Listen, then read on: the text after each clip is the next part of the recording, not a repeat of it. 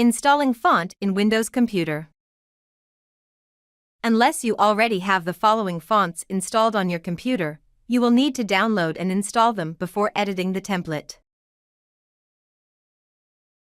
Unzip the download files.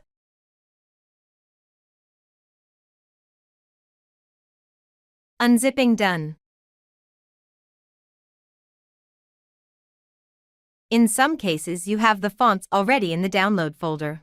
Select the fonts and right-click on the selected font or fonts. Click Install for all users.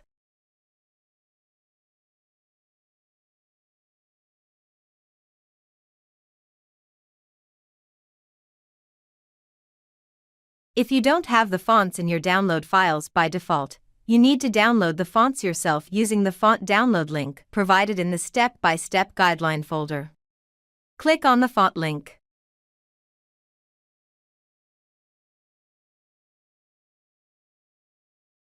Download the font.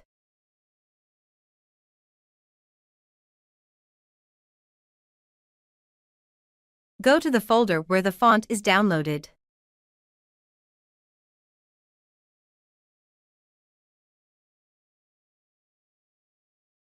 Unzip and install the fonts.